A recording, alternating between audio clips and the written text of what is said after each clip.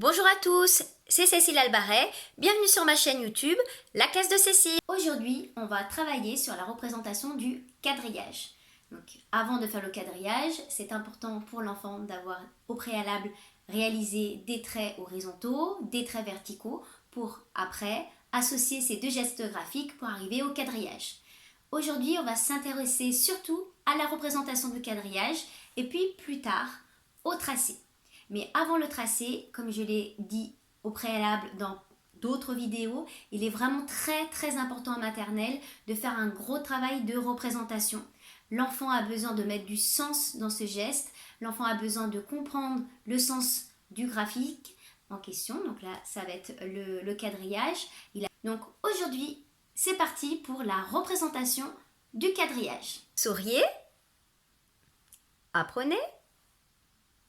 C'est parti! Pour cette activité, vous allez avoir besoin de baguettes en bois. Vous pouvez utiliser quelque chose de long que vous trouverez chez vous, qui ressemble à ceci. Ça peut être des feutres si vous n'avez pas ce genre de matériel-là.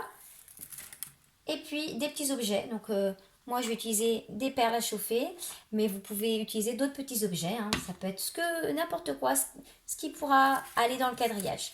Donc je vais prendre les baguettes en bois et je vais les mettre en position verticale pour représenter la première étape du quadrillage, les traits verticaux, et ensuite je vais les mettre dans l'autre position, donc la position horizontale, pour finir le quadrillage.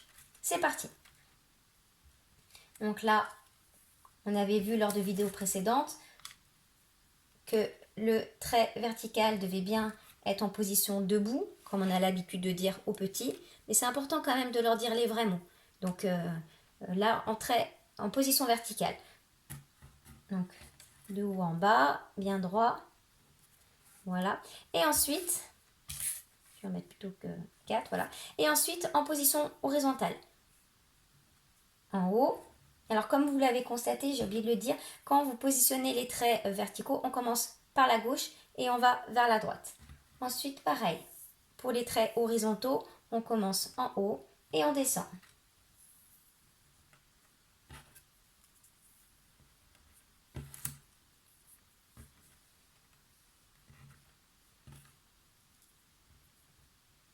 Voilà. Donc, une fois que le quadrillage est constitué, vous allez pouvoir dire à votre enfant, vous pouvez lui demander de mettre ses doigts dans dans les carreaux, dans les cases, pour qu'il visualise encore mieux les différentes parties du quadrillage, et vous pouvez lui demander de mettre un petit objet dans chaque case.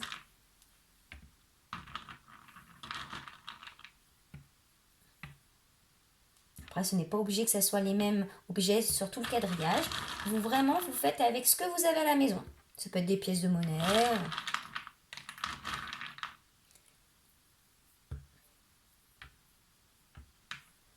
Et voilà, nous venons de voir aujourd'hui la représentation du quadrillage.